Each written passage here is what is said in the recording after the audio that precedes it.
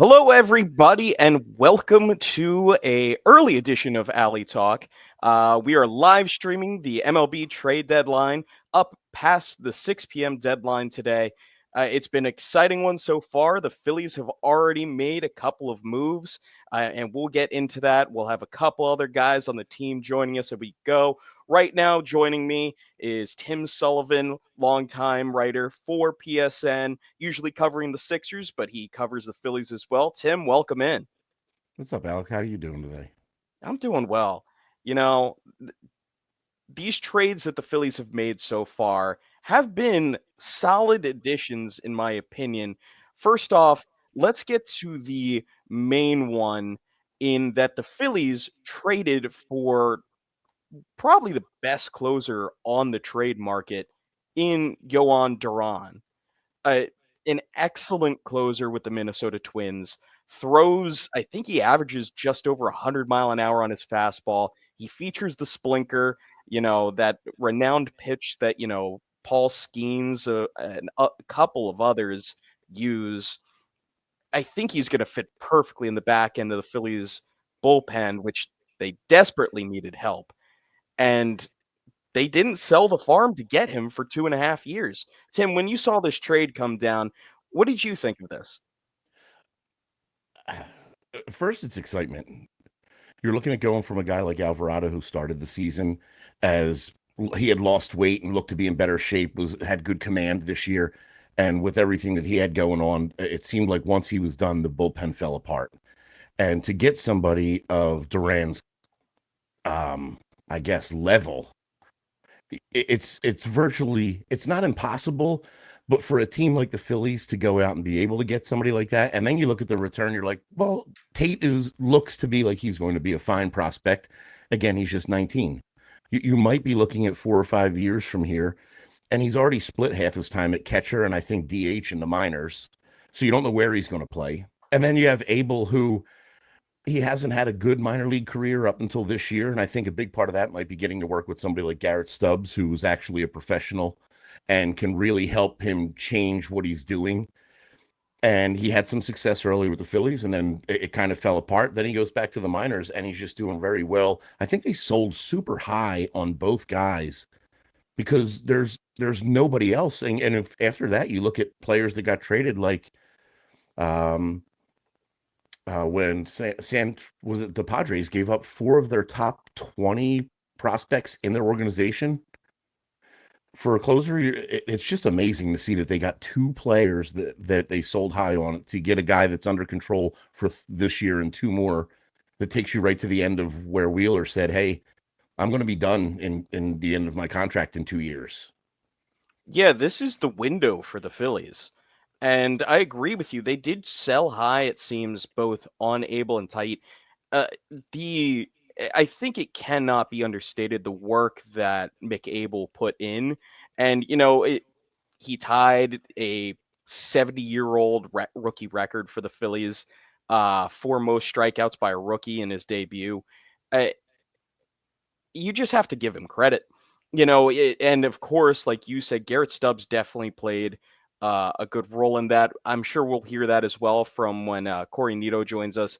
He's been kind of our Lehigh Valley Iron Pigs expert for PSN. But this time last year, this trade is impossible. Absolutely. It's absolutely impossible. Painter's coming off the injured list. Abel is doing horrible. Tate hadn't exploded like he wanted. I think you would have been looking at like Miller, Crawford, and probably two more prospects if you wanted to do this last year. And now this year, I'm like I said, I was shocked. I was shocked to see that the cost from the Phillies side was, I don't want to say low because you did give up two top prospects, but you're looking at a 7 or 6 year return on uh sorry, on what you call the catcher, and then you're able could step in a little bit this year. I'm sure they're going to give him a chance to see what he can do, but it was just too easy to not take this deal. I'm sure from Dombrowski's part. Yeah, and listen, the ceiling for McAbel and Eduardo Tait there's some potential there. McAbel has the potential to be a mid rotation starter, maybe with a little upside. But right now, he's maybe a five starter, but he can swing into the rotation this year. So that's probably half of the appeal for the Twins is that they're getting a starter that they can basically plug in right now. Although I know he is starting in AAA. We do have another trade coming down. This one from Jeff Passan, not for the Phillies, but for the Los Angeles Dodgers. It looks like they're not getting a big outfield piece. Instead, they are getting Alex Call from the Washington Nationals. Now, Alex Call is a speedy outfielder. He hasn't been, you know, a super big bat in the lineup. I'll pull up his stats right now. He's been hitting 274 this year. I think he's been in a little bit more of a platoon situation, and he's been succeeding with a 119 OPS plus. But he's not going to be an extra base guy. You know, it seems like the Dodgers finally make a move after they only traded for basically a middle reliever from the Minnesota Twins um, earlier in the day. Any thoughts on Alex Call? Have you seen any of the Nationals games lately? See this guy play? No, I haven't. I mean, I looked over his stats when you see it, and they're like, I'm sure it's going to be a good piece for the Dodgers. I know they're counting on Blake Snell returning, and that's almost like a huge trade deadline get. The same as the Phillies are looking at Nola coming in later this month. Um, I I haven't really concerned myself with the Nationals as much until people start throwing names out at trade deadlines, and then I got to start looking. I'm like, oh, good lord. Yeah, it is kind of shocking that the Dodgers haven't done more at this deadline yet because it seems like the Padres are really throwing everything at this trade deadline. They shocked everybody and traded for Mason Miller today. Hey, you referenced it earlier. They traded, I believe, which is the number 3 prospect in all of baseball, and Leo DeVries, shortstop prospect. And then I think they sent what 3 other pitchers in that deal. Of course, they Yeah, also get, I think, J.P. Sears, who is a decent starter. I think when I looked it up, that it was the number one, the number five, the number 13, and 15 prospects in their organization for Miller. It was a hefty cost. And to look at it now, you mentioned it at the opening of the show. Miller and Duran, speed wise and all, as far as velocity, I think the two highest ones are Miller's at like 101.1, and Duran was at like 100.9 on their fastball when you're looking at closers. But to see what Philly gave up compared to the Padres giving up the number 3 overall prospect in all of baseball. And the Phillies didn't have to give up Andrew Painter, who I think sits at right around 5 or 6 right now. I don't know. The Padres are they're really trying to, I guess, to catch the Dodgers and what they want to do. They Yeah, also and got was it Ryan O'Hearn Ryan O'Hearn and Ramon Liriano. They traded and for Liriano from the both. Orioles, right? Yeah. So it's let's see. They traded Boston Bateman, who is their number 4 prospect in that deal, to the Orioles. Don't I don't think the full package is out on that one, but they are really just absolutely hemorrhaging through talent to acquire, I guess, what they see as upgrades to their major league team. They, I think, acquired the catcher from Kansas City as well. Um, I can't remember his name off the top of my head. I'm scrolling through all these notifications of Fermin from yeah, the Royals. yes, Freddie Yeah, Fermin. Freddie Fermin from the Royals, the catcher. These teams seem to do, and I'm sure in a lot of the conversations we've had, you know that I'm a huge proponent of the old, I guess there's no better way to say it than the Steinbrenner way, which is get rid of your prospects for the people that can help you win titles now with the team that you have now. And some of these teams are embracing it now. You look at the Mets. Obviously, I always feel like the Mets are going to do something dumb and fall apart. The Dodgers have spent over $1 billion to bring in players and all now and now they're going to try to make a move. The Padres want to make a move, but again, if it doesn't work out for them and they reevaluate next year, You still have Miller under control for 2 more years. You can move him for more prospects, and that's what a big thing that I'm on. Like, if the Phillies for whatever reason fell apart in the next 2 seasons, you still have quality guys that you could move to replenish the prospect pool. And I think they did a nice job of that in the draft this year. I mean, what, 7 college pitchers they pulled out, 3 of whom are Yeah, supposed to be very good, including Gage Wood, who's Wood looks to Gage be. Wood, and they also their seventh round pick, I believe he signed the highest ever for the highest ever amount the seventh rounder has ever signed. I know Yeah, he like a was a 1.2 talented million or prep, something, right? yeah, talented prep arm, I think out of Indiana. So they did get some good pitching talent out of the draft this year. We'll see how that develops as these guys start getting assignments. I know Gage Wood was heading down to Florida. I don't know when he gets his first appearance. Um, but there's a lot of talent that they have got. And you were saying how the Padres have done it. We saw it kind of with the Juan Soto deal. They gave up a monstrous haul to bring in Juan Soto. And honestly, the Nationals are looking wise for that deal with James Woods now being one of the young superstars in the league. And you have Mackenzie Gore being one of the more frontline lefty starters. We saw it on opening day when he struck out, what was it, like 16 Phillies? Uh, he was kind of nuts. The shadows did play a role, uh, but they ultimately traded Juan Soto to New York, and they got Michael King back, who I think he's on the injured list right now, but has been a pretty solid starter for them. So there are options that you can do. Some reason next year this Phillies team becomes old and decrepit, and they're way below expectations. You could sell Duran for 2 years of control, and probably I'm not going to say you can get more than you traded him for, but I don't think that's out of the question. Not next year, because, like you said, for whatever reason, if anything happened to this Phillies team that they weren't going to compete, especially until the end of Wheeler's contract in the end of 27, and they, for some reason, just looked and said, look, we got to retool now. At next year's deadline, you're going to have teams again: Yankees, Dodgers, Mets, Red Sox, Padres. You're going to have those teams. Even the Mariners look like they're starting to try to do something to get themselves in the AL West to take another step to go to the next level.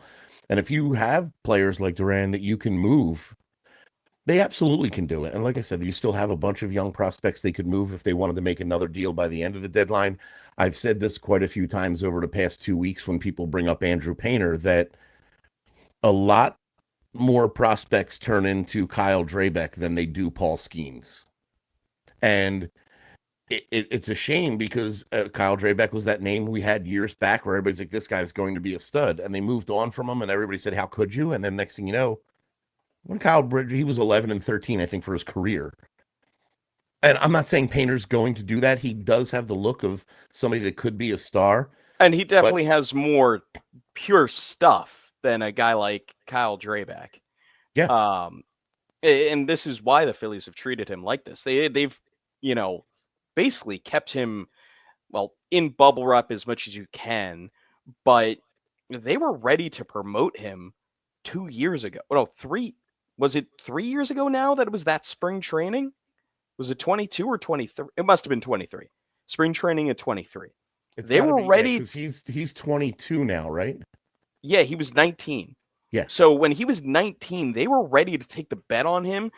If he had a decent spring training, he was going to be in the rotation at age 19. That's insane. So they were already high on this guy back then, but they have meticulously watched his rehab. They have done everything possible to make sure that he gets the best opportunity possible to succeed in the major leagues. And we've kind of seen in his last two AAA starts, he's really shown a lot more out of length and composure, because it seemed like he was really kind of struggling kind of third time through a lineup, and really was only getting to like maybe the fifth inning. But now he's through 6 innings. I think he went 6 1/3 in his last start. He could be up soon. And if he is even half of what he is as advertised, he's going to be a mainstay in the Phillies rotation for the 7 years of control that the Phillies should have. I look at somebody like Painter and even Abel. Abel was brought up out of necessity and went up doing well. I think he could have. It would have served him better to have those full 2 months in AAA as well.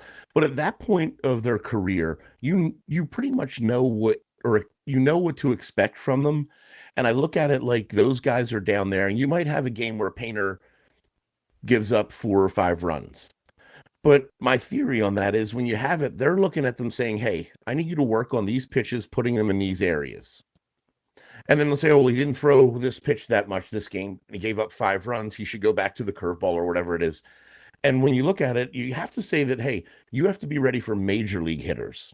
And the difference is drastic. There's plenty of guys that sit in the AAA for their whole career. To get to the majors, it's a different level. So at some point, you're working on them and just saying, hey, you're going to need to be able to do these things with your command. And we're going to work on you with your, we don't care about your runs. We know who you are. We don't care about your ERA. We'd like it to be lower, but let's see if you can put these balls where we need you to put them so that when you get up there and we're telling you what to do, you know exactly what's, and having a guy like Stubbs is huge for that because he's saying, hey, I know what to do. I've been on a World Series contender and in the playoffs and all these things. I've worked with pitchers like Wheeler and Nola and Sanchez and all. So he can really help them get along there. I don't think you're going to have a problem with Andrew Painter. The only question is, do they bring him up and ask him to assume some sort of bullpen role? So let's bring in a couple of guys that are just as knowledgeable on the Phillies, but especially one in Cory Nito. He'll talk a little bit, I'm sure, about Andrew Painter. He's reported on him and covered him very thoroughly this year. And of course, we'll also have Kyle Fisher on. So let me add these guys in here now. Guys, welcome. We're here talking all the trades. You know what? Let's jump right in it. Cory, let's hear what your latest is on Andrew Painter. You know, everybody wants to know about this Phillies prospect pretty much more than any in recent memory. So let's hear what you have, covered throughout the season and let us know why the Phillies have been so reluctant to include him in any sort of trade package. Yeah, I mean, I think it's just his pure stuff. I mean, the fastball sitting at 97, 98. His sinker is right around there velocity wise. His slider is getting better. He's got a changeup. I mean, he has a full arsenal.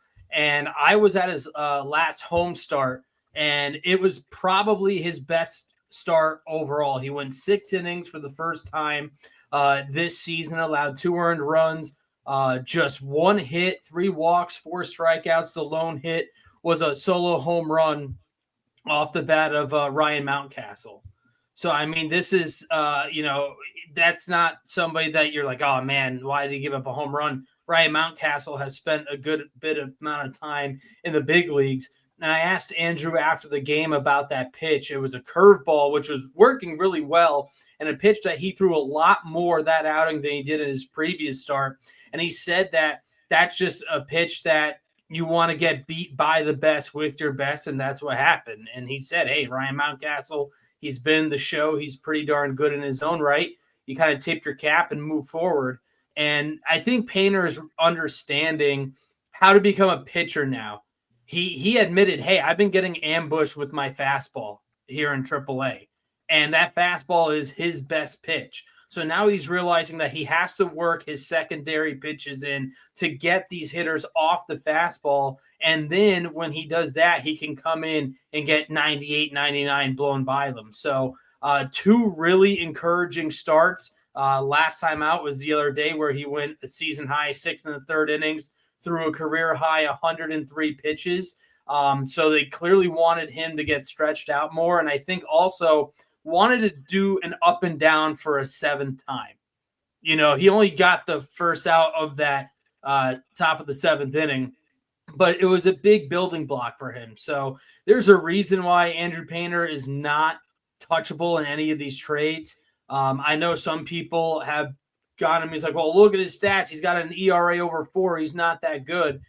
He's coming back from another Tommy John surgery. The command is always what takes the longest to come back. The velocity's there. It's him harnessing that control and command. And now, since the start of the second half, it looks like he has really started to hone in on that. And I think if he puts in one more start like he has in each of his last two, I wouldn't be surprised if they call him up, late August before September call-ups. Kyle, you just joined in as well. We've hit on the Jhoan Duran trade. Cory giving us a take on Andrew Painter, who really was the asking price for Jhoan Duran. What have you thought about the Phillies' moves so far and what they've given up? Yeah, I mean, I was very surprised that they were able to get someone the caliber of Duran without having to give up one of their top three prospects. Now, granted, it was your fourth and your sixth, according to MLB Pipeline, in Taiit and Abel. I think that Abel is a solid arm, and I think we've seen what the Twins have been able to do in recent years. Maybe not to the same level with Chris Paddock, but Joe Ryan, a few others, where they took some guys who had high profile prospect at one time and turn them into a solid starting arm for a few years. So I think that they looked at him as somebody that they could really harness and get to be a middle of the rotation starter for a few years. Taiit, 18, projects to have a big bat at the major league level, has a big arm behind the plate, might not last as a catcher forever, but he's going to be a major league catcher at some point. But he's not within the window that the Phillies have right now. I think that the window is sometimes the short length of the window is sometimes over exaggerated by a lot of Phillies fans. But overall, as an 18-year-old, unless he skyrockets suddenly, he's not projected to be in the majors for a few seasons still, probably into his mid-20s. So if they don't feel like they can be competitive, then you're holding on to a guy who has value and could bring you value to help support this current window that you're in. So I liked what they were able to do to get probably the best available relief pitcher, and only gave up, I mean, granted, two highly rated prospects, but only gave up two guys, and you were able to hold on to Painter, Miller, and Crawford, who are considered the cream of the crop when it comes to Phillies prospects. So I liked what they gave up there. I think it was the 14th prospect and another guy outside the top 30 to go get Harrison Bader, who, while maybe not the flashy name, gets you better. And that's what you want to do at this trade deadline. You want to get better where you can. A very strong defender in center field. We'll have to see when Dombrowski speaks to the media later tonight about what the plans are. I would imagine they would at least entertain the idea of him being the everyday center fielder, and then pushing Marsh to left and maybe going Rojas off the bench. Who knows what happens with Kepler or Wilson?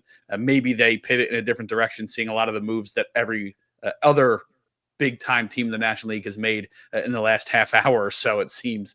And maybe they decide to pull the trigger on Justin Crawford getting called up and a platoon in left field. So we'll have to see what that looks like. But Bader makes your team better. He has postseason pedigree. His numbers aren't incredible in the postseason, but he's been there with quite a few different teams.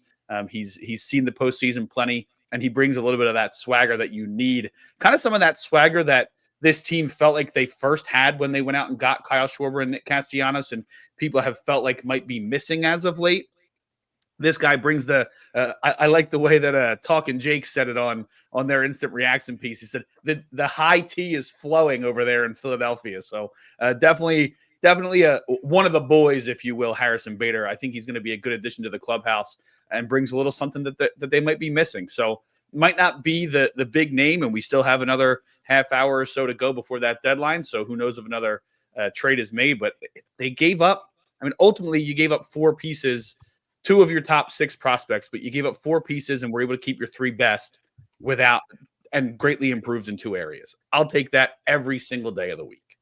So we really haven't addressed the Harrison Bader trade much yet. So I actually do want to hear everyone's take on this, because it seems to be a little divisive. If it was, a big enough move for the Phillies to, compete with everyone else in the National League and ultimately for a World Series title. And just your overall takeaway on the player and the trade itself. Tim, we haven't heard from you in a minute here, so I'm going to swing it to you here. What do you think about Harrison Bader and the trade in general?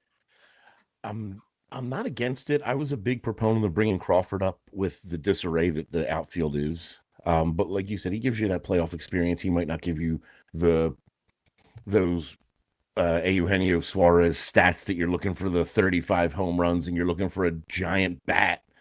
But the guy can still play. He's hitting 260 on the year, which is something that seems like no one else in the outfield other than Marsh is really doing right now. I just don't know what they do going forward with him, because you're not going to make a move like that and not use somebody like a Harrison Bader. So he's definitely in a position there. But now you still have Castellanos. He's had his ups and downs, it's a lot more downs, it seems like, lately. Marsh has been tearing it up of late. And then you still have to deal with Rojas and Kepler, who should be designated anytime soon. But I like the move for Bader. He doesn't have to come in with a lot of pressure on him. We already have big names. We already have big bats. We need a good defensive center fielder who can actually hit above 210. And you're getting that. And he's going to be a bottom of the lineup guy that's going to get on base for somebody like Kyle Schwarber, who's hitting second, to get a lot more RBIs. And I know we talked about this at the beginning of the season with players like Marsh and Stott and those base hit guys getting on for Schwarber and Turner to drive in at the top of the lineup. I think that he's going to provide quite a bit of that, more so than this team has seen with the bottom of the lineup this far into the season. So we also just had another trade come down. So before we hear from Cory on that, let's show this right here. Texas Rangers are getting Merrill Kelly. So veteran arm from the Arizona Diamondbacks. Kelly has had a actually very good season. 3.22 ERA and 128.2 innings, 121 strikeouts. He's been one of the better starters actually in the National League. But he is 36. He's a little up there. Does anybody have any specific thoughts on Merrill Kelly, or anything going back to the dreaded 2023 NLDS? I'll swing this to you, Cory. No, I don't really have anything on Kelly, but on Harrison Bader, I think fans have to recognize and understand what this move is. This isn't a premier bat coming to the lineup. This is a solid bat. This is a bat that can help with the platoon of the outfield, but there weren't many premier bats other than Eugenio Suarez, and he went to Seattle, in the middle of the night, early this morning. So, Ramon Laureano could have been a guy maybe that I kind of had circled for the Phillies potentially. I know Adolis Garcia was kind of floating around at one point, but I think Harrison Bader, he's a fun ball player to watch. He's kind of old school. He plays with a lot of enthusiasm. I remember his stint with the Yankees. I followed them closely, and he had a monster postseason for the Bronx Bombers. He had 5 home runs in the playoffs a couple of years ago. So, I mean, this guy, he likes to play baseball. I think he's going to be a fantastic fit for the Phillies. You look at his splits. He's got a 779 OPS against righties, 774 OPS against lefties. So really no big difference there. On base percentage, north of 300, 347 against righties. And you have a little bit of control with him. I think he's got one more year under control that the Phillies can kind of work with. So I think Bader's going to probably slot into center field, as Zach says here. Marsh moves to left, and I agree. I'm curious if they're going to still call Justin Crawford up, because I was adamant that if they didn't get an outfielder by the deadline, that Crawford, without a doubt, would have been up with the Phillies tomorrow, and they were going to put him in left field or center field every day, because if you call this kid up, you can't platoon him. That's not helping him. That's not helping the team. If he's up, he is going to be your everyday outfielder in the 8 or 9 spot, and you just have to give him runway. You have to let him just deal with the lumps that he's going to take, because you have to see what you have in him. Now, is he going to be marginally better than Johan Rojas? Maybe. Is he going to be marginally better than Brandon Marsh? Maybe. Marsh has been pretty good, though, as of late. But with Bader now in the mix, I'm curious if they just keep Crawford, who, by the way, is only 21 years old, one of the younger players in all of AAA, down for the entire season, which wouldn't be the end of the world, or at the very least, call him up in September. He's not on the 40-man, so they're going to have to make a roster move to get him on the 40-man, which kind of makes things a little bit more complicated right now. But, back to Bader, I think it's a solid move given what this market was. Suarez would have been the premier bat, obviously. He went back to a familiar place, And Dave Dombrowski said, hey, we're going to take a look at Bader, and that's what they did. So The one another thing couple. sorry. Just quick, Go ahead, Kyle. Alec. I just want to add a couple other Yep. trades that just came down the pike. We have Willie Castro going from the Twins to the Cubs. Apparently for prospect, that's from John Heyman. Willie Castro was a guy that I kind of wanted on the Phillies. Guy that could play the outfield, play second base, kind of play round all over. And then also the Yankees are trading Oswaldo Peraza to the Angels. That's going to be definitely a little bit more of a minor deal that comes down the pike here. As I'm sure a couple others will go. Kyle, I'll swing it to you. First, I'll finish off your thoughts on Harrison Bader, and then if you have any thoughts on these couple of trades that are just breaking now, feel free to swing us your opinion. Yeah, so Cory, just to kind of add on, he's had kind of even splits this season, but Bader traditionally has hit left-handed pitching pretty well. So above 800 OPS career against left-handers, which is huge. Obviously a little bit under that this season. Despite that, he's having his best overall season. So if he's hitting a little bit better against righties, even if it's a tick down against lefties, I'm satisfied with that. I heard a lot of people complaining about like, you traded for a 6-hitter or a 7-hitter. Well, when you have the superstars that the Phillies have, that's where those guys are going to go. Like Cory mentioned, it's really only Eugenio Suarez who was a difference maker, or at least somebody who was playing like a difference maker this season, right? There's guys who potentially could be one if they played like they did a year ago, 2 years ago. And the one thing that the Merrill Kelly thing really does to kind of tie into a recent trade is it proves that the Rangers are not still shopping Adolis Garcia. So anybody who was holding out hope that maybe they add another outfield bat in Garcia, if they're adding a player the caliber of Merrill Kelly, they are not going to be trading any pieces away at the same time. Cory, just to add some context, you mentioned that they do have a little bit of control with Bader. It's theoretical control. It's a mutual option. Mutual options are very rarely picked up at the major league level. It's only a $1.5 million buyout. So even if they do bring him back, it's likely that they would do it, take that buyout and then work on a longer extension. But we know how important it is to get guys in a clubhouse. I said that before the season, before they traded for Duran. If they were only able to get Helsley because the asking price for Duran was Painter and they weren't willing to go there, even if it's a rental, I'm willing to pay a little bit more for someone the caliber of Helsley, because you get him in this clubhouse, you show him what it means to win in Philadelphia, and you hope you can work on an extension during that exclusive negotiation period. So, it's not ideal that it's only 1 year, but you didn't give up one of your top 10 prospects to get him, and he brings that playoff experience here. Willie Castro, I agree. He could have been a guy that either helped Stott a little bit at second base, helped in the corner a little bit in the outfield. He kind of jack of all trades and is having his best offensive season. The Yankees one seems like a pretty minor one, but one of the other things that the Merrill Kelly trade does for me is it keeps him out of New York. It keeps both the Yankees and the Mets were heavily rumored to be involved in talks for Gallen and Merrill Kelly. And if Merrill Kelly's not going to New York, I feel pretty good about that as a Phillies fan. So although it's not a direct impact on the Phillies because he's going out of the National League to the American League, I still think that there's going to be a little bit of shockwaves there.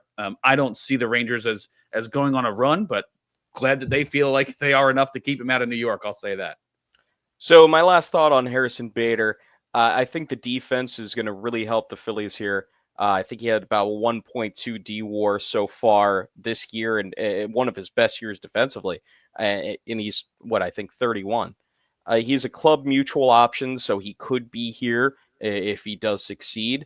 So we'll see how that goes. But there's a rumor coming down the mill from JP Morosi.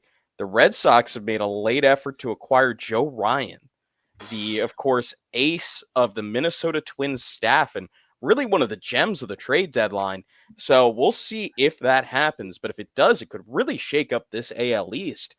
We've seen the Toronto Blue Jays already swing a trade today for Shane Bieber, which he's on a rehab assignment, so he could be back, and we'll see what form he's in.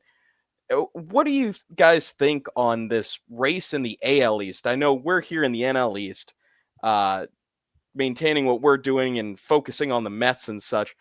But let's hear some of your thoughts on, the Yankees, the Blue Jays, the Red Sox. What's going on over there? And the Rays really haven't. Well, they did move one. They moved their one starter. Anyway, I'll swing this to Cory. Yeah, I mean, the Yankees were in desperate need of bullpen help. They got it getting Bednar and Bird. They traded for their top 20 prospects today. That's been the high price for relief pitching here this summer at the deadline. The Rays, they kind of faltered. They were doing pretty well, and now they're hovering around 500, actually playing the Yankees. They're in a rain delay for like 3.5 hours. I think they just picked back up. But the Rays are kind of that team where they're going to always sell, but be pesky enough where they can hang around and have the talent to sneak in as a wild card team. Boston has completely shifted their season around. I mean, when they traded Devers, a lot of people thought they're done. Like, how many years can they sell off a face of the franchise and continue to think that they're going to be relevant? Well, they're one of the hottest teams in baseball. They're right on the Yankees' heels. They're keeping Jhoan Duran.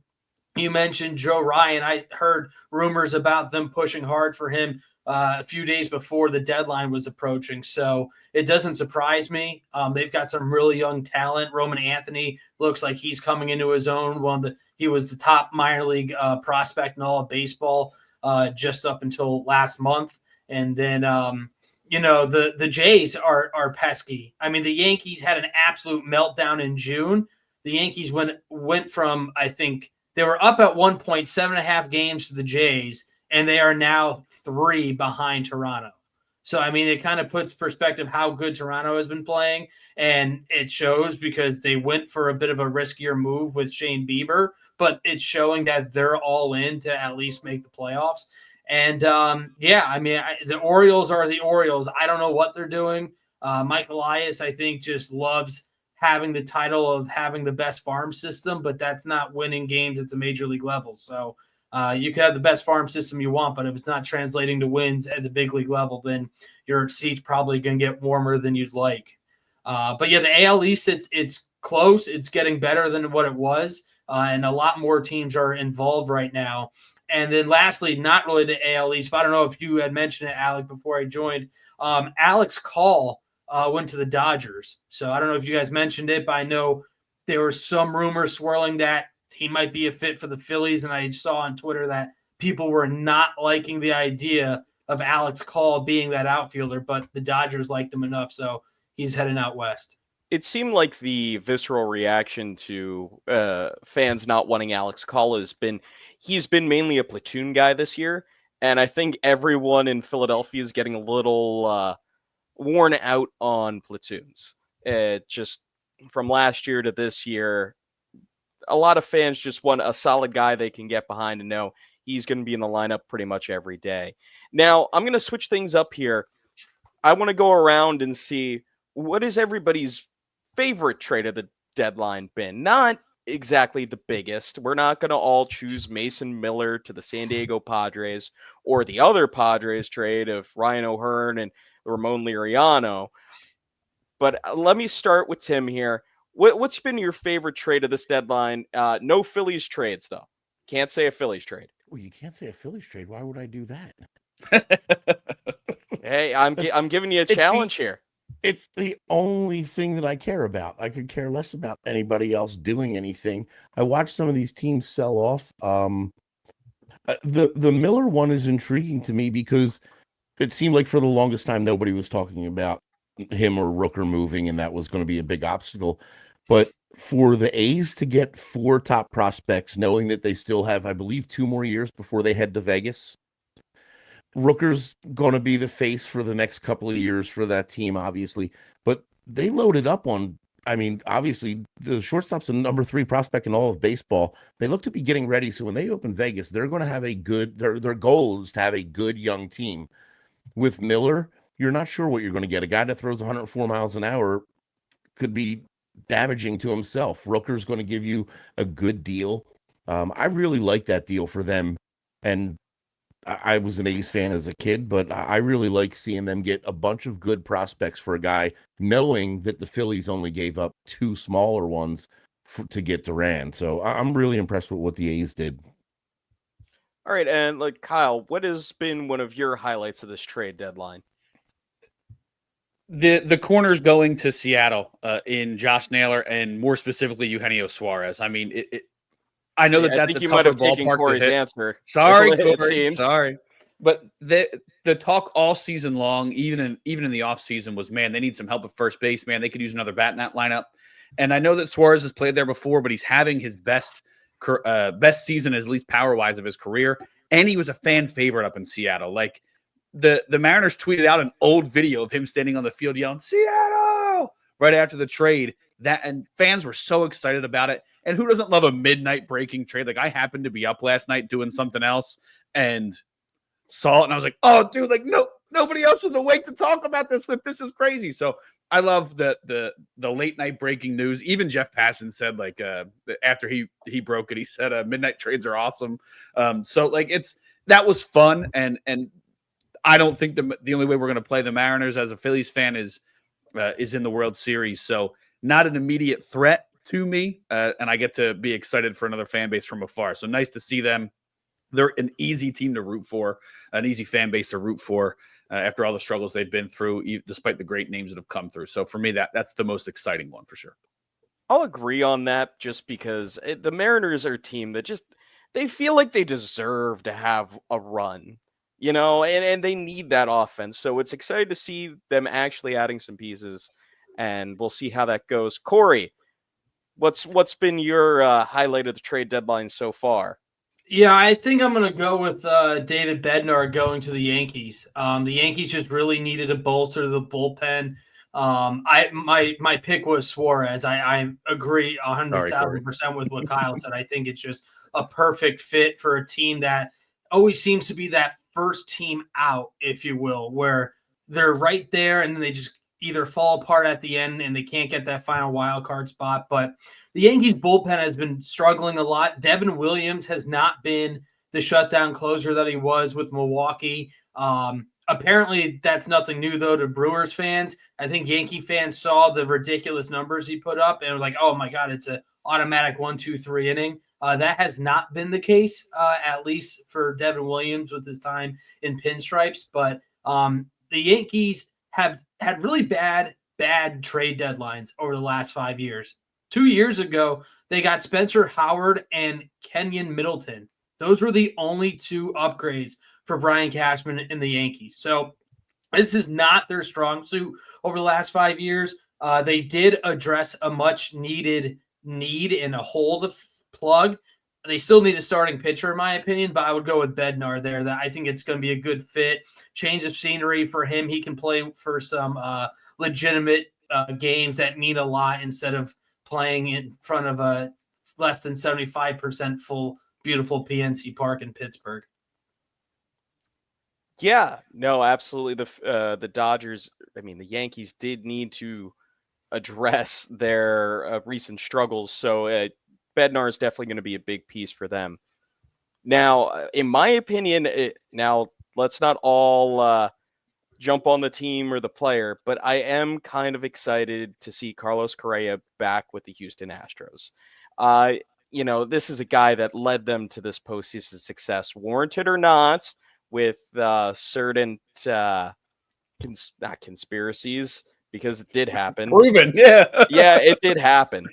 But it is kind of exciting to see him get back to the team where he first came up, found success. I think he's going to be there playing third base, if I read correctly. But Correa coming back to the Houston Astros, I think that's just a great fit, and I think it's a good story too. And it is kind of crazy because at first it didn't even seem like he was going to be traded yesterday. It said like, well, he's not going to waive his no trade. Seems like he's all in going back to the Astros.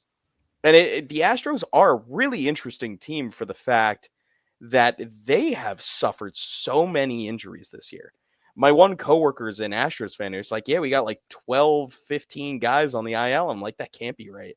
I looked, it basically is. They're getting a couple of guys back soon, but it's kind of crazy what they've been going through. So to see them being able to get a fan favorite back and really keep making a push in the AL West, I think it's a great story. So my pick would be Carlos Correa to the Astros from the Twins. Does he come back to town with a trash can, or do they have one In a still trash there for can, him? or I would hope it's a fashionable Oscar the Grouch shirt.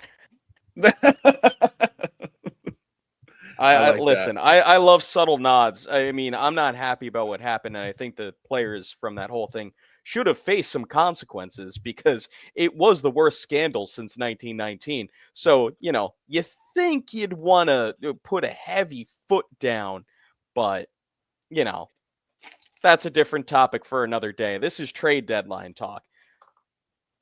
Yeah, but you know what, Alec? I actually agree with you. I text some people like, "Wow, he's heading back to the Astros," and I was like, "Yeah, but is that an impactful move?" I was like, "No, but it's a cool story. Like, he's a fan favorite there. He was there for a long time when they kicked off this stretch of success." So I agree with you. Good pick. And you were right. Dude, they have so many injuries. I mean, their big move was to switch out Tucker for Isaac Paredes. He's probably done for the year at this point. Jeremy Pena's on the injured list. Brendan Rodgers is on the injured list. They're still waiting for Jordan Alvarez to come back. Jake Myers is on the injured list. They also have like 7 pitchers on the injured list. So I know that the Astros have made some moves today. The Correa one was probably the biggest swing just because of what it took as far as money and everything. But yeah, that's a fun one for sure. If take the negative history out of it, it's a fun one for those fans at the very least. Speaking of a fun one, we have a old friend alert. The Royals are apparently acquiring Bailey Falter from the Pirates. So Bailey Falter heading out to Kansas City. I honestly haven't seen how he's been doing. I know he had a really great start to the season. Yeah, he still has a 3.73 ERA and 22 starts this year. So good for Bailey Falter, getting a change of scenery anywhere, besides Pittsburgh, Colorado, or Miami, or the south side of Chicago, or any good destination. So congratulations to Bailey Falter for getting out of Pittsburgh. It's amazing. He has a 7-5 record in Pittsburgh, and Skeens is what, 4-8. I didn't know that. That's hilarious. Yep. Another trade that went down, Miguel Andujar going to the Reds. Oh, okay. Andujar had a really good year with the A's, and the Reds are hanging around. I didn't realize when they made that move for Hayes, I was a little confused. I thought they were out of it, but I lost track of how well they were doing. They're within striking distance of a wild card spot, so kind of cool to see Cincinnati be in it. Even the Angels, when they made that move yesterday for the pair of relievers, I thought for sure they were going to be selling, and Taylor Ward might be a Philly, but some teams are trying to make a push, which is good for the sport.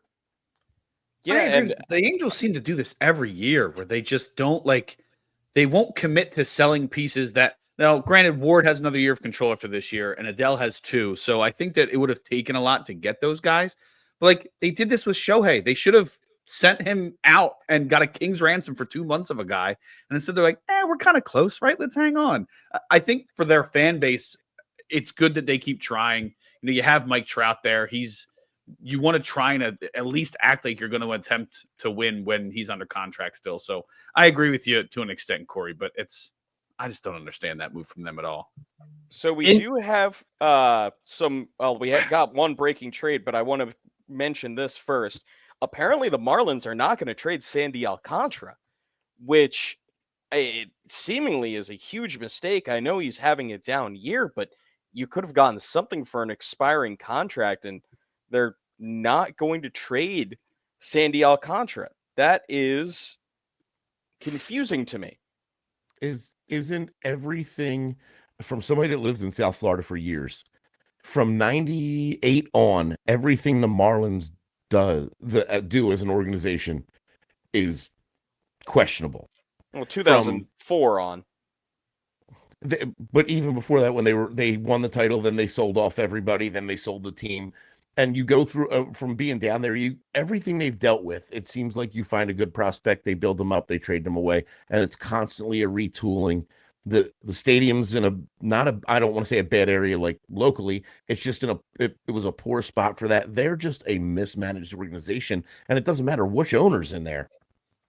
You went from John Henry telling Miami when I was down there, I don't have any money to help you with a stadium, I need you to fully fund it. And the next year, when they did the whole swap out where the Nationals got, and then Luria went and took over the Marlins, and John Henry went up to Boston and magically had $600 million. Like, Well, nobody cares let about me the interrupt you, Marlins other Tim, than real getting that quick. check at the end of the year. Let me interrupt you because we got another 2 trades that just came down. We got Dustin May heading to the Red Sox. So it seems like the Red Sox might be out of the Joe Ryan market. Instead, they get Carrot Top. But the Padres make another move and are getting nasty Nestor Cortez. Wow. So the Padres just keep adding and adding. We'll see what they actually give up for that. And I'm kind of surprised that the Brewers are sending anybody out, maybe with their young guys, with like Mizorowski. Maybe they don't have room in the rotation. I'm not sure what the situation is there. Cory, it seemed like you had the reaction there. What are your thoughts on these couple of trades coming down to the pike here? Yeah, I mean, Dustin May is an intriguing arm for the Red Sox. If he can stay healthy, that could be an electric arm for them. Not a bad pivot from Joe Ryan. It's got to work out, obviously. I'm not entirely sure what they're going to give up. But that one, hey, again, I said it earlier, the Red Sox aren't messing around. Even though they traded Devers away, they're one of the best teams in baseball right now. And ironically, the Giants are the worst team in baseball since Devers joined them, offensively and record-wise.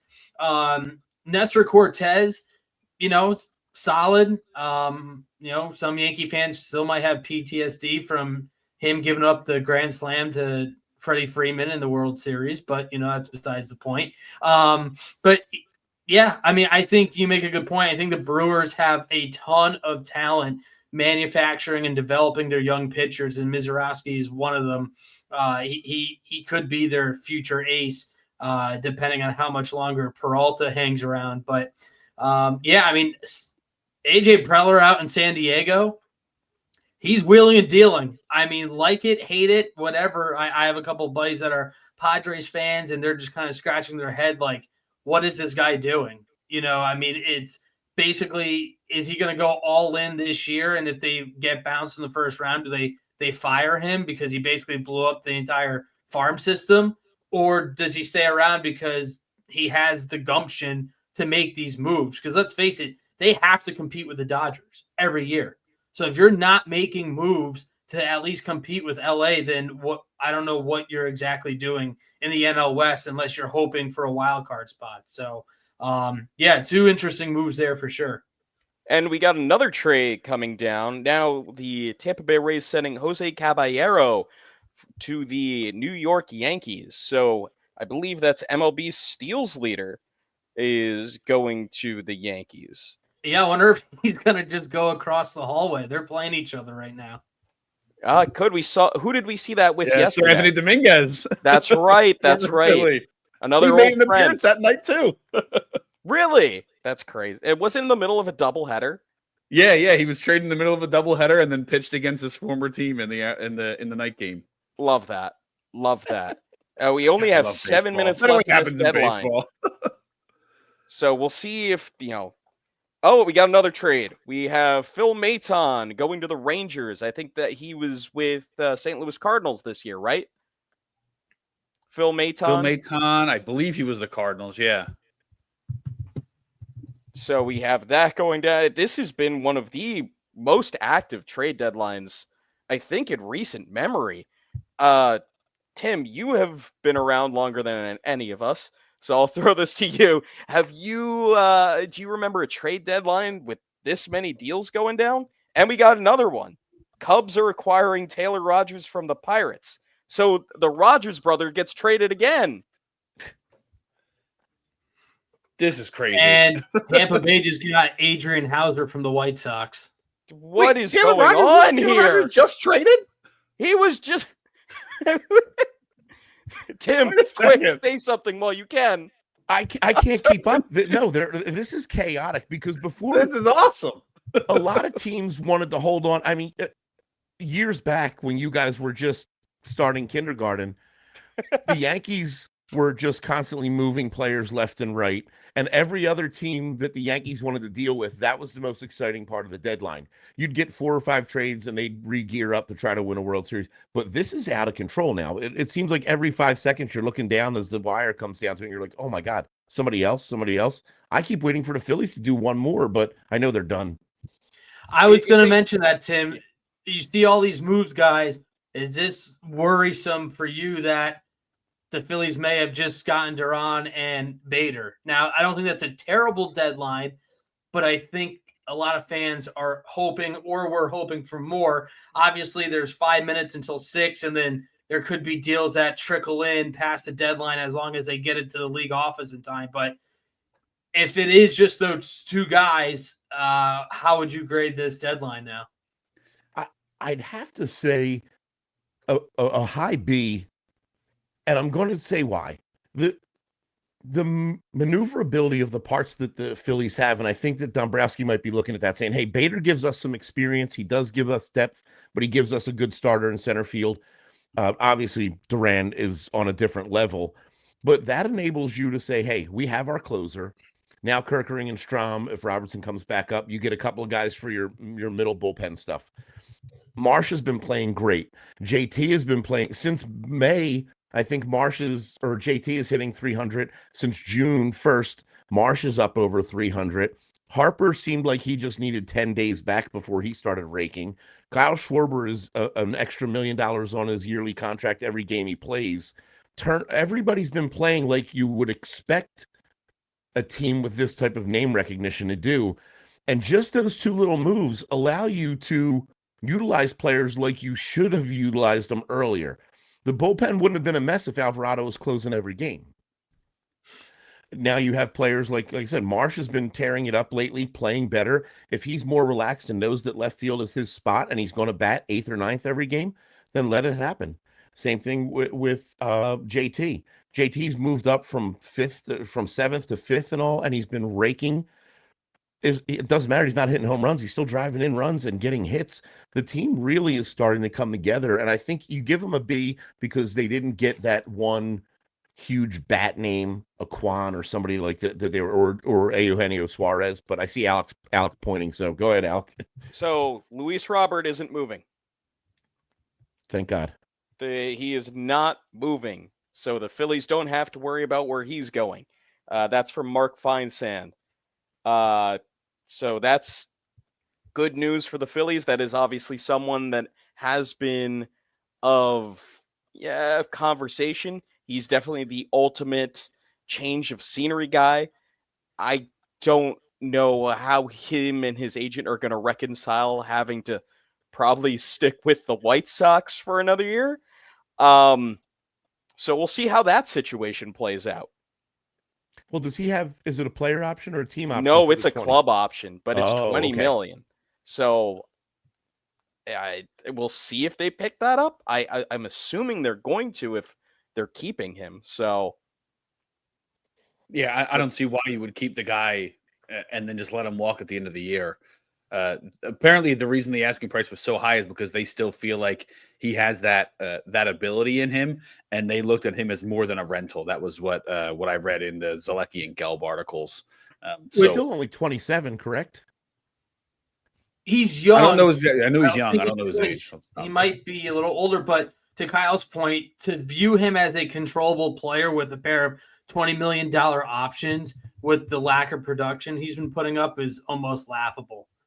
In my opinion. Yeah, he is 27. Yeah, it is. You can't show me a guy hitting under 250 and having this season compared to last season, which was also laughable, and say, yeah, no, we're gonna need more in a trade. To be like, you have no leverage. Calm down, White Sox. But a fun little trade note here: the Adrian Hauser trade. White Sox to the Rays. The player going back to the White Sox is Curtis Mead. Curtis Mead, of course, is the young player that the Phillies shuffled to the Rays for one Christopher Sanchez. So that trade is coming full circle now. Does everybody remember when Mead was added to like top 100 lists and Christopher Sanchez still wasn't Christopher Sanchez now? and everybody was panicking that the Phillies lost a top 100 prospect. Yeah, I mean, come on. And anybody who's near the bottom of the top 100, I don't have faith until you come to the major leagues and show it anyway. So, of course, people are going to freak out about something like that. But the tough part is that the Phillies haven't always been the best at developing. So when you see somebody crack the top 100, you're like, oh, man, we got somebody. Don't let them go. Well, sometimes you got to let things go to make better things happen. And we see what Sanchez has turned into. Guys, we are officially at 6 big o'clock. Trade. We got a big trade just coming down. This one's for you, Cory. Yankees are acquiring Camilo Doval from the Giants. Wow. Cory, give us your take on this one. Jeez. I think you're muted there.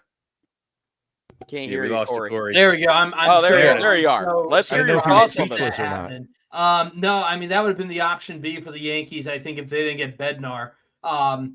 Once the Giants came out yesterday saying that Doval would be available, I think that piqued a lot of interest from a handful of teams needing relief help. So, the Yankees still need a starting pitcher, but I think they're going to revamp that whole bullpen now, and the offense is there. So, and the American League is weak, guys. I mean, I don't know if you've looked at the top teams in the American League compared to the National League. It is like night and day difference, the top 3-4 teams record-wise and all that stuff. But, I mean, Alec, you mentioned it before. This might be one of the most active trade deadlines of recent memory. Yeah, it just seems like Tim said, every 5 seconds, some news happening. And even though we're at the deadline now, that does not mean trades are done, because the paperwork could have been sent in by the deadline and just haven't been announced. There was a note from John Heyman that the Tigers were working hard for a starting pitcher. So we'll see if the Tigers get anybody in time here, but we'll see if this is truly it. Oh, wait, let's see. Wow. The Tampa Bay Rays are getting What are the Griffin Rays Jax. doing? What are the Rays doing? Are they selling? Are they buying? What are they doing? They're doing what the Rays do. They do this every year. I wonder if they traded their catcher and then traded for a catcher. I don't know what's going on here. Charlie Morton is also apparently a Tiger. This is, oh my goodness. Old man Charlie Morton to the Tigers, John Heyman. Didn't Charlie Morton start pitching in like 1986? No, but do you remember opening day 2012? Phillies in Pittsburgh, Roy Halladay against Charlie Morton. And everyone was talking about how Charlie Morton imitated Roy Halladay's delivery. That's how old Charlie Morton is. He pitched against a dead guy. I mean, I didn't say it, but, it's true. Oh, boy. Wow. What is Byron Buxton doing, not waving his well, he did just get injured, He right? might do it in the offseason now. The only Twins that are under control for next year are Byron Buxton and Pablo Lopez. Wow. And remember that Pablo Lopez trade for Luis Arraez. Oh, my goodness. I think the Twins are almost ready to sell their franchise, too. I think they're getting ready for a sale. I still can't believe that Griffin Jax trade to the Rays. I just don't know what they are. And we have Louis Varland going to the Blue Jays from the Twins. The Twins full on fire sale. Jeez. Wow. Jeez, that's there was a report as saying an anonymous player was heard saying if they're selling like this, nobody's going to want to stay. Yeah, I can't believe Buxton. Buxton's got to be walking into somebody's office right now. What the hell, guys? You could have given me a heads up. You could have moved me too. Yeah, good on him. Hey, I'm a Minnesota Twin. And I respect that. I love that about guys that are true to their team in a world where it's all about getting your bag and loyalty is kind of out the window. He flat out said, "No, I am a Minnesota Twin. I am not getting traded." Showing his loyalty, and now he's looking around a clubhouse and he's got nobody left. Yeah, Did, he's did literally Will Dombrowski put his Smith. phone down and get on a roller coaster for a little bit? Like what?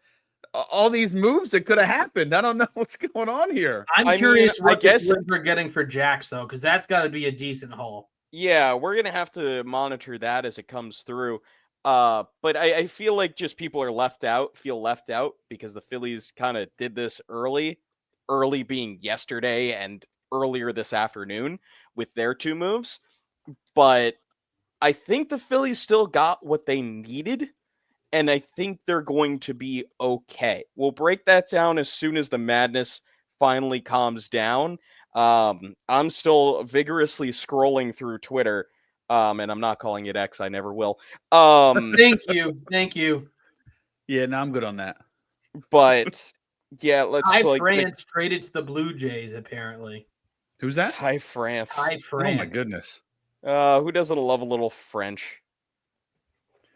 Man, we gotta see. I'm trying to look at deadline trackers to see if there's like any other breaking news. How do you Since guys you guys are feel- scrolling Twitter already. How do you guys feel knowing that the last maybe 10 or 12 minutes that we've been talking has been constantly like, oh, wait a minute, because of all this. How do you exciting. feel about Dombrowski now? Because, like you just said, Kyle, they've made a bunch of moves, or the Phillies made two moves, and then with this just flurry of deals at the end of it, do you feel like they could have done more? I know Alec just said that they're going to be fine, but is it disappointing now as you see this? It wasn't disappointing 30 minutes ago, and now all of a sudden all these players are getting moved. No, I'm not disappointed. I think I'm a little more surprised that like if there's this flurry from some of their top competitors that they didn't pull something else off. But I think that Dombrowski doesn't seem like a guy to panic. I mean, he's been around this block quite a few times, and he's a guy who all along has said we don't need to go make major improvements. The guys we have on this roster need to perform, and that stands true. I mean, it doesn't matter who you go out and trade for. They could have traded for Cedric Mullins or whoever else in the outfield, and any of these guys who have moved recently. But if Duran doesn't perform in his spot, well, you gave up the most for him. If Wheeler, Sanchez, Suarez don't perform in their spots, then it doesn't matter who else you could have added to the team. If Bryce Harper and Trey Turner don't hit in big spots in the postseason, it's not going to matter if Harrison Bader could hit 900 in the postseason. If those guys don't come up big, that's what matters most. You know, Nick Castellanos is making $20 million. If he doesn't do well in the postseason, that's a bigger loss than anything that they missed out on at this deadline. So it's not that he feels like the roster they've put together is good enough, and he wanted to add in not necessarily the margins because Duran is a big pay, but you wanted to solidify what you felt was already a championship caliber-esque roster, and that's what they did. So I think in the moment you can feel like lost and feel like, oh, man, we missed out on something, just like I reacted naturally in a similar way. But when we look at everything tomorrow and the dust settles, we're going to be like, oh, so we're going to see this guy was an overpay. This was an overpay here. This was this move. I don't know how much that really makes them better. What do you got, Alec? The cost for Griffin Jax was Taj Bradley. Oh, Taj Bradley wow. is a young starter for the Yeah. Rays who was just sent down to get a little bit right, but he had been one of the top pitching prospects in baseball. I'd say he was a top 50 prospect consensus. That's a high price. That's Mick Abel, but with more seasoning and better stuff. Yeah, I agree with that. So definitely, like that was their move, right? They traded their Mick Abel and they got the better of the relievers. So yeah, it's like could they have potentially added more to get somebody else? But if I'm the Twins, I wouldn't have done that if I know that I can get two of them. Instead of like, hey, Philly's throwing another guy and we'll give you Griffin Jax. If I know I can get two really young, controllable starters by doing two separate deals, I'm going to do that every single day of the week. So it's one of those like, yeah, you can say that you wanted Dombrowski to do more, but we don't know what those talks are going to be. And you have to take what these guys say at face value because we're not involved in those conversations. We're going to hear from, not here on the stream, but the media is going to hear from Dombrowski around 6:30. Our guy Sean Nestor is going to be on that call, and he'll give us some updates from that discussion. So make sure you follow Sean on Twitter for any updates there, and hopefully we'll have something out on PSN regarding that. But yeah, it's easy to feel like, oh, he didn't do enough. Well, he got the thing that we needed the most, which was a closer, and he the got bullpen the best closer. exactly. He got market. the guy. It's We not weren't just a bargain guy. shopping for this guy. Exactly. We got the best one. And I think a lot of people fail to realize sometimes it's quality over quantity with this stuff. You know what I mean? Like, yes, as you just said, they got the top closer in the market. And from what I think, yes, a bit of a steep price. I'm sure Alec and Tim talked about it to open the show. All things considered, in my opinion, it wasn't that steep. Everybody wrote off Mick Abel until this year. I mean, everybody. Oh, yeah. Nobody knew who Eduardo Tait was until the end of April when he absolutely tore the cover off the baseball. And that's what happens with these prospects.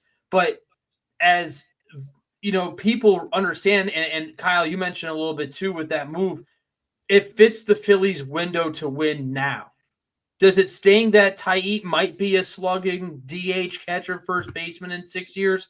Sure. But if Duran is closing out the final game of the World Series, nobody's going to remember that at all. So to me, I think Dombrowski did a phenomenal job with the package in the return. Again, I'm not saying those two are slouches by any means. I think Mick Abel could be a really solid starting pitcher. Only 6 starts in the bigs. That's way too small of a sample size to say he's good, bad, or indifferent. But all things considered, we saw some of the prices that these teams paid for back-end relievers. I think the Phillies may have given up the least in terms of prospect value and just quantity of the players. So I think fans got to realize, like, yeah, it'd be nice to get maybe another outfield batter or right-handed bat, but the Phillies offense is still one of the better offenses in the league. They're top 5 in runs scored per game, and they're in the bottom 5 in strikeouts per game. So, I mean, they're offensively still really solid. They have the best starting rotation in the big still. You anchor it with an electric arm to close it out. I mean, I can't wait to see his entrance this weekend. I'll be at the game Sunday. I don't know, Kyle and Alec, if you guys are going to be at the bank this weekend, but that's going to be absolutely rocking the first few times that he comes out. But oh yeah, you know, I just think Dombrowski did what he had to do. And like we talked about earlier, there wasn't really any more premier bats aside from Suarez. So you got to kind of take it with a grain of salt. And think about this. Right now, the bullpen is Matt Strahm and Kerkering are the anchors. And then you have Jordan Romano, Tanner Banks, who's pitching well this season, Daniel Robert, Seth Johnson, Max Lazar. Guys that have done the job that you know, maybe a better job than you could have asked at some points. Taijuan Walker going in and out. In the next 2 weeks, by August 18th, if everything goes well with the guys that they signed and the guys who are recovering from injury and Alvarado coming back from, you're looking at a bullpen that by the end of September, for the last 4 or 5 weeks of the season, is going to be Jhoan Duran, Orion Kerkering, Matt Strahm, Jose Alvarado, Tanner Banks, David Robertson, Taijuan Walker, and either Romano, Ross, or Lazar. And you know, who knows what happens there? And then when rosters expand, maybe one of the other guys comes back, or who knows if they even keep Romano at that point. And then postseason, when Alvarado walks away, Luzardo slides right into that spot. That is a strong depth of bullpen. And I think people are forgetting that, like, yeah, okay, whatever. Who cares if Daniel Roberts 40 years old? He proved last year he's an effective pitcher still. He's going to be like the Pedro Martinez in 2009. Obviously not the same level of competitor and not a starting pitcher, but you have somebody with a long pedigree in the postseason, pitched with the Yankees for a long time in the postseason. He's going to come in here and bring that pedigree to that pen, add to some of the young guys that they have back there in Banks and Kerkering. And everybody behind Duran, I think one thing that people are losing is, I think closer by committee can work, because if nobody is the diehard closer, then you just play the matchup. But Duran is going to let all these guys get more comfortable. Everybody's going to be like, oh, I don't have to worry about where I know I'm not pitching 9 because that guy's got it. And he's the shutdown guy. He's got my back. I'm going to go do what I got to do in the 6th. I'm going to go do what I do in the 7th to get to him. It's no longer a worry of, man, if I'm our best bet, what's going to get there? And I don't think anybody honestly thinks that way, but subconsciously, oh man, what if if I screw up, what's going to happen behind us? We're at the end of the rope here. Well, you know who's behind you. It's the best closer in the biz right now in Jhoan Duran. And that makes you feel more comfortable. And of course, in the postseason, they'll take a different approach attacking the strongest parts of the lineup. But man, like, you can feel like, oh, we didn't make enough moves. But if the moves were quality, like you guys just said, the quality of the move and the lack of pieces you had to give up compared to what you're seeing for some of another these late guys, breaking trade. incredible. What do we got? We got Mike Yastrzemski to the Royals. Wow. Okay. Giants doing a little bit of a sell-off, huh? What are the Royals doing, by the way? I think out of there. I They're don't picking know. up people. Yeah, I follow the Royals because when I worked in minor league baseball, the team I was with was affiliated with them. So I still follow a lot of the beat writers and bloggers and stuff. The Royals are too good to tear it down, but not good enough to be fully all in. So I think they're trying to refine the edges a little bit and hope they could get on a run and maybe sneak into the wild card spot. I mean, they made the postseason last year, so they've got the pieces to do it. Just trying to make a little improvements here and there. I do want to address the panic that I see a lot of people on Twitter right now from Phillies fans saying they didn't do enough. They could have done more. Maybe they could have gotten another reliever. Maybe. I don't think there's much more that they could have done. You see, Luis Robert didn't get moved. He was kind of like the big center field guy, like, oh, what if he comes to Philly and he shows what he did 2 years ago or 3 years ago, which he honestly could have, but he wasn't moved. Stephen Kwan, the big guy from Cleveland getting in here, exciting players, speed, mix of everything, 5-tool player. He wasn't traded. The Phillies got Harrison Bader, who's great defense, and this year is having a great offensive season. If that translates to the Phillies, he's going to be a great fit. And we've all said it. Jhoan Duran is one of the best closers in baseball. Certainly was the best closer on the trade market. Maybe Miller down the line ends up being a better closer, but he's still not battle tested. Duran's actually been in playoff games, and he has a 0 ERA in the postseason in 4 games. It's not a big sample size, but he's done it. So I think the Phillies did exactly what they needed to do. They added an outfield bat with good defense, and they got the star-studded closer that everybody wanted, and they actually pushed some of their bigger chips into the middle of the table, and they didn't flinch when it was time to call. I agree. And I think with them just getting Bader, I do think this still opens up the window for Justin Crawford to be a full-time outfielder for at least August. So I think that is also why they didn't go out and get another outfielder or another bat, because now they're kind of playing the numbers game on how they're going to navigate this outfield. Rojas has options. March has options. I believe Weston Wilson might have one more left. But again, somebody has to be DFA'd because I looked this morning, Crawford's not on 40-man. So they're going to have to do something to get him on that 40-man roster. But I think, and I thought this before the deadline, that Justin Crawford played his last Lehigh Valley game yesterday because they got rained out today. Aaron Nola was supposed to rehab for the Iron Pigs this afternoon up in Worcester, but that game got canned. I would be shocked if Justin Crawford is not up by tomorrow or by the end of this week. I think that they're going to have Bader platoon with at least those 3 guys. Maybe they cut ties with Kepler. We've seen what they've done with Austin Hayes and Whit Merrifield, guys that just don't work, and they just say, hey, all right, we're going to move with the guys that we have more allegiance to. But if they do call Justin Crawford up, you have to play him every day, and I think he can provide a spark at the bottom of the order.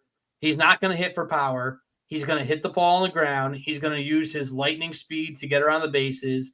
And everybody's like, oh, well, launch angle and, 60% ground ball rate. He gets on first base. He can steal second in a couple pitches, and guess what? That's a quasi extra base hit there for you. So you can't take away this guy's speed, which is one of his best tools that he has. If he's hitting the ball in the air, he can't use his speed to put pressure on the defenses. And yes, I get that it's major league infield, and some of those ground balls that probably snuck through in AAA may get gobbled up. They could get gloved, but then the guy has to make a ridiculous throw to get the speedy Justin Crawford. Like, this isn't like a equation where it's like, oh, well, it's a ground out and he's an automatic out. This guy is different.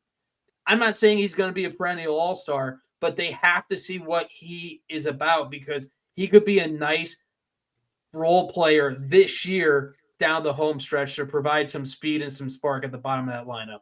Were you there last week, Cory, when I watched the play where Crawford he bounced the ball to second, and it wasn't deep second base. It was right in the base path line, and he beat out he bounced it to the second baseman and beat out the throw to first. Yeah, I was at that game, and then was it yesterday or 2 days ago? He had a terrible bunt, try to bunt his way on. It went right back to the pitcher, and he beat it out. And then he stole second base for his 32nd stolen base of the season. So, I mean, this is what this guy can bring. I know we love analytics. I know we're in love with launch angles and exit velocity and all these metrics. But at the end of the day, baseball is still played pretty much the same way it was over 100 years ago. You got to put the ball in play. That's what this kid does. Look at his ability to put the ball in play. I mentioned it with Kyle on Alley Talk last week. Something that is kind of hard to quantify unless you've got some back-end stat portals. He sees a ton of pitches too. He's very patient. So this is going to be a guy who comes up there and swings out of his shoes necessarily. Yeah, he's going to have some tough games. He's going to take his lumps and bruises, but they got to see what this kid is made of, at least in my opinion. Now, I do think we need to go over what the Mets did, as the Phillies are in a division race with the New York Mets. The Mets did acquire 3 bullpen arms, one of them not much of an arm in Gregory Soto, but then also getting Cedric Mullins today. What do we think about what the Mets did? And they didn't really access any of that. I think their top 7 prospects all stayed, so they didn't really touch any of their bigger guys. Kyle, what would you say about what the Mets did, and what does it mean for the Phillies going down the stretch here? Well, I think that, Cedric Mullins is, to me, that was kind of like a push, right? I don't know how much he would have done for the Phillies different than what they have now. I like the Bader fit a little bit more. It's clearly something that they needed. I think that if they got a bigger name than what the Phillies did, I think I'd put those two on a similar level. So I might feel a little differently about it had they acquired if they got Luis Robert just because of the potential alone, I might be a little bit more worried about it. But clearly that they were a team that I looked at the entire time as a team that was ready to push all in, and they made quite a few moves. They may not have gotten a guy the caliber of Jhoan Duran, but they already have that at the end of the bullpen with Edwin Diaz. So to bridge the gap for them, especially a team that I think in the starting rotation has over-delivered a little bit, you've now shortened the game for those starters. So they have a couple guys who you were getting worried about, like in Clay Holmes and Andrew Heaney and a couple other guys where you thought maybe they won't be able to keep this going all season long. Well, now they don't have to. They can be a little bit more careful with those guys, because when you add 3 quality relievers to that depth, a guy with the experience at the back end of games with Helsley, I think that, that they made great improvements, and I could see why Phillies fans, as long as they're doing informed takes, I'm not looking at every Phillies fan on Twitter as necessarily informed takes, but what people who I respect in the game, I can see them being a little bit disappointed. I like to look at it as, did the Phillies address some of their concerns? Yes, they did. They got better. Solid deadline, right? I'm not going to say that they had the best deadline in the league, but the Mets did have a good deadline as well. So you didn't take a clear advantage over them at this point. You're still a game and a half behind them, and they made a little bit more improvements than the Phillies did, even if I think the moves that the Phillies made rounded them out very well. Yeah, and Cedric Mullins, I prefer Bader over Cedric Mullins, honestly. Cedric Mullins hasn't been rated great as a center fielder, especially this year. D-War is not looking great on him. I was just looking on Baseball Savant, their stat arm value. They have him at the 1 percentile in arm value. Arm strength, they have him as 47th percentile. Still has good range, but They also have an expected batting average of 216. I'd much rather have Harrison Bader than Cedric Mullins right now, in my opinion. Well, Now, don't you as think that those for guys? Sorry, Al. Don't you think no, those no, guys like what were you saying? Mullen and Robert and Buxton? They're the people that are available or quote unquote going to be available. So everybody blows them up more than you would see somebody else that wouldn't get moved. Is that what the big the issue is going to be when people look at it and go, oh, well, Cedric Mullins, Luis Robert Jr., uh, Byron Buxton, these are guys that should be moved. So then they kind of inflate them. And I'm just talking about people like you say it on Twitter and stuff, and talking heads on radio, and I'll say, hey, these guys are the moves you should have made. When what like Kyle just said, Cory said about the team made the right moves for the Phillies. These guys are just overinflated because that's who was supposed to be available. And people will pull up Baseball Reference and see, oh, he hit 38 homers one time. He had a 30-30 season. He could do that for us. Well, he hasn't done it in 2 years. You know, Cedric Mullins, yeah, he had a great season a few seasons ago. He's been an average hitter since then. You know, he's not the same glove that he used to be in center field, despite if you Google his name, you can find really flashy plays from a couple years ago. You know who else made flashy plays? Ben Revere. General consensus on him was that he read the ball poorly and had to make flashy plays to make up for it. So yeah, I Tim, still maintain I you're had a onto better something. arm than Ben Revere. Everybody had a better arm than Juan Pierre at the very least. So No. It's not confirmed, unrelated, but I did just see a report that Shelby Miller is going to the Brewers. Oh. How'd they sneak that one in? I saw it floating around. I'm waiting to see if Passan or any of the other big guys, Yeah. but that is floating about right now. He was on the Diamondbacks, right, Miller? Yep. That's right, which is really funny because he initially went there in the trade for Dansby Swanson and somehow returned. I know we're talking about the Mets and what they did. Are we surprised the Braves didn't sell more? I mean, they didn't do anything. I don't know if they had problems with 10-5 rights between like Ozuna and Iglesias, but yeah, it is kind of shocking that they didn't do much at all. Or do you think they're just going to try to run it back next year? I don't know. Those are two guys they could have traded for sure. I mean, Ozuna would have gotten something. He's a big time power hitter, and there's surprisingly a lot of teams that were lacking at DH. Seattle was one of them, and they addressed it through Suarez and Naylor. So maybe they weren't getting what they wanted, and they're thinking they can run back the 2021 formula and just hope that they get hot. Who knows? MLB Trade Rumors has a article out saying Brewers to acquire Shelby Miller, so that does seem like it is happening. Yeah, I see that as well. Oh, good thing the Guardians claimed Carlos Hernandez, so that's glad that broke in the middle of everything. It apparently includes more than just Shelby. Apparently, to who is this? Looks like a radio host out of Phoenix, so we'll see how reputable he is as a source, but a long-time sports radio out of Phoenix. So we'll see if that trade turns into more than just Shelby Miller. I can't wait to see all these polls on social media creating this deadline because I'm just scrolling through Twitter. Phillies fans are not happy. Like, they are not happy.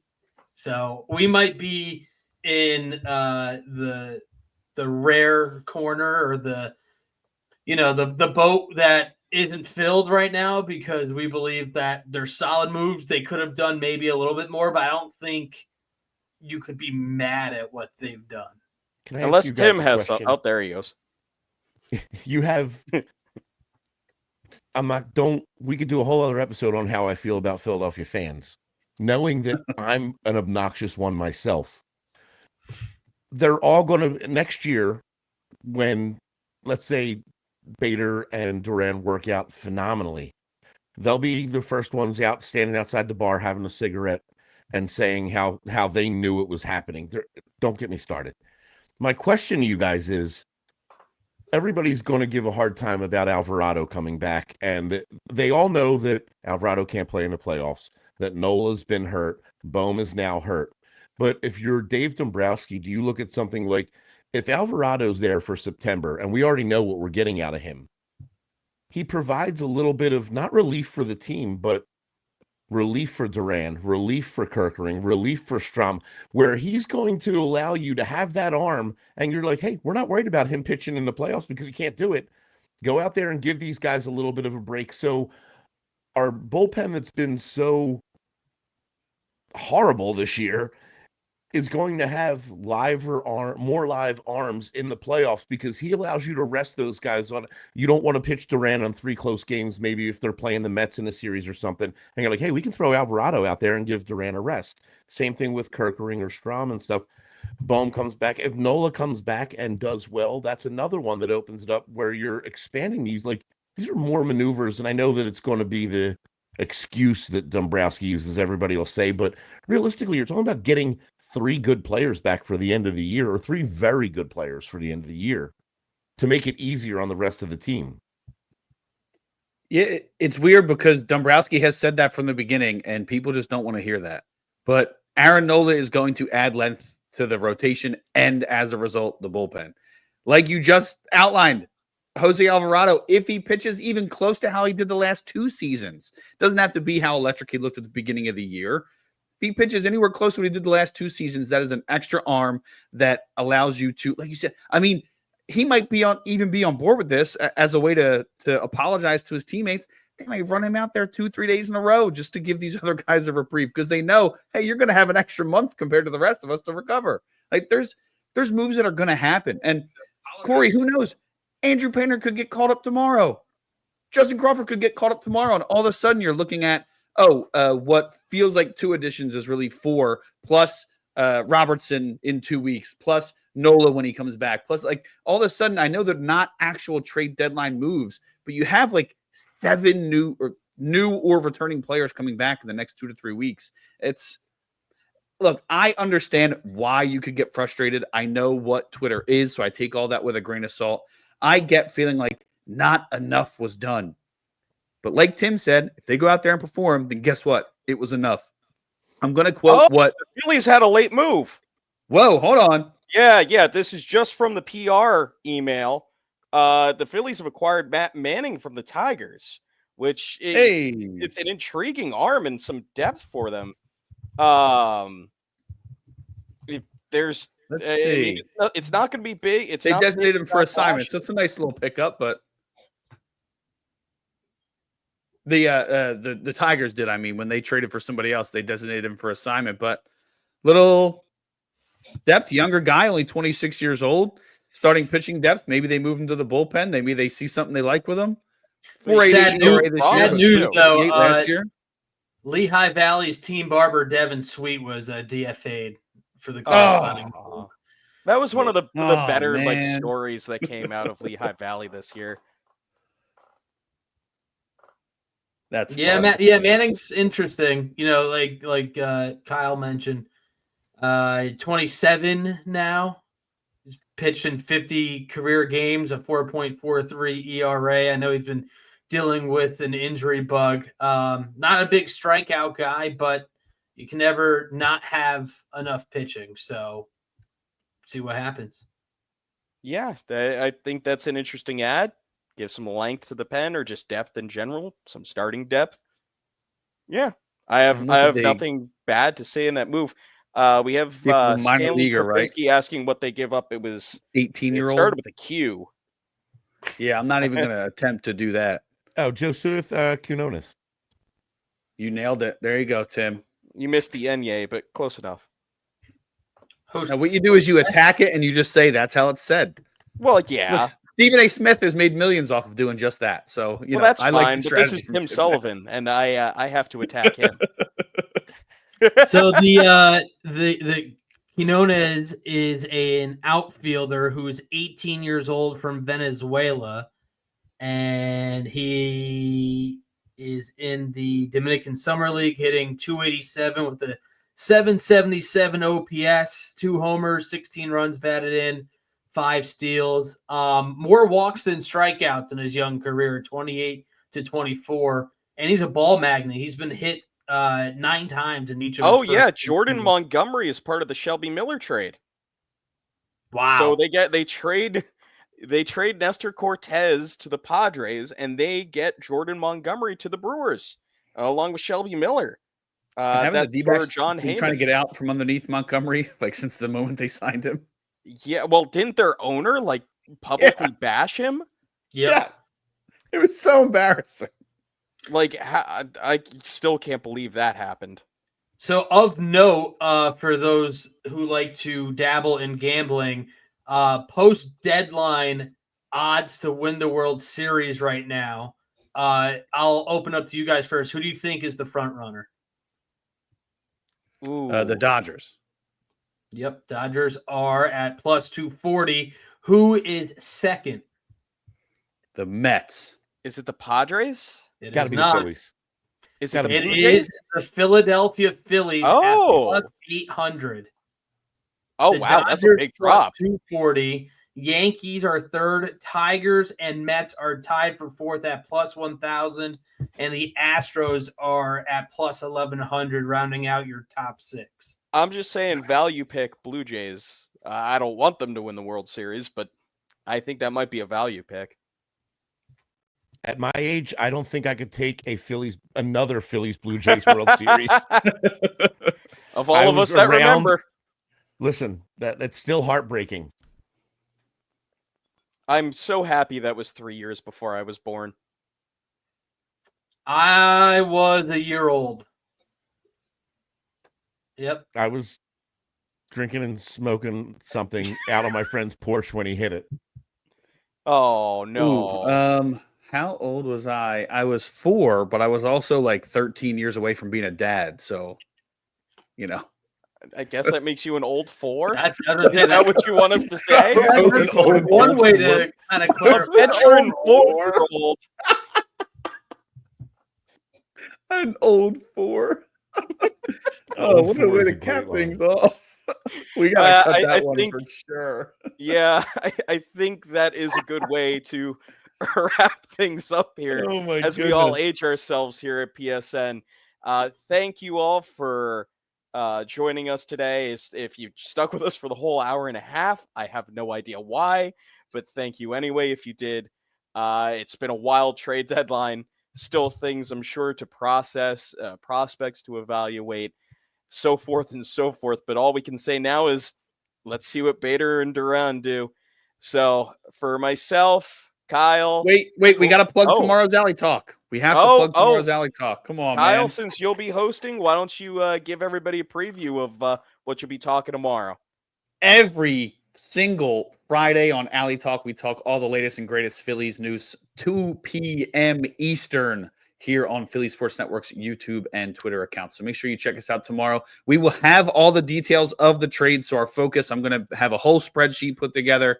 No, I won't. It's just going to be a Google Doc, but same idea. I'm going to have a nice doc put together breaking down how the other top contenders in the National League got better, how they compare, and what some of the grades are out there for all of the trades. Obviously, we know Duran will be an A, but how will the overall Phillies moves rate against some of their top competitors like the Dodgers, Padres, and Mets?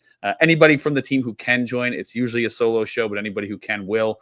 And we'll have some updates from Dombrowski's actually meeting with the press right now. Our guy Sean Nestor's on there, so if he can tweet anything right after, make sure you give him a follow at Sean_Nestor. And all of our guys who have our Twitter handles up here, make sure you follow us as well, or Philadelphia SM. But yeah, tomorrow's Alley Talk, 2 o'clock. I'll be talking with all the details revealed on all the trades and how the trade deadline impacted the Phillies' schedule moving forward. And what time is that? 2 p.m. Eastern. All right. Cory, do you have anything to plug on your end?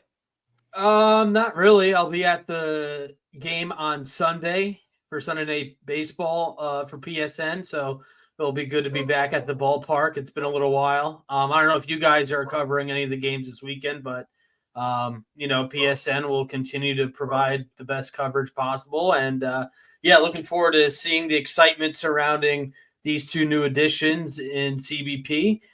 And this is the home stretch, guys. Final month plus of the season. So the nitty-gritty is really starting to settle in. And Tim, you got anything, final thoughts, plugs?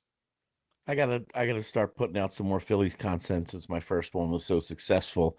And then I'm just about to embark on my my third year in Road to the Show. I'll be defending my MVP award, and There I'm you looking go. forward to a lucrative season. What's your player's name? It's the same name that I have, dude. I'm Yeah. narcissistic to a fault. Wait, Alec, you would, if you did Road to the Show, you wouldn't use your actual No, name? listen, my guy Swede Gerrymander back in MLB The Show 2011, knuckleball with a 95-mile-an-hour fastball. Wow. You weren't all I ready got. for Swede Gerrymander. I was not. No, dude, I lost all concentration on the name alone. All right. I think we're all a little ready to wrap this one up. So for myself, for Kyle, for Cory, for Tim, this has been Philly Sports Network's stream of the trade deadline for Major League Baseball. Thank you all for joining. And again, make sure to check out Alley Talk tomorrow, 2 p.m. Eastern Standard Time. All right, everybody, have a great day.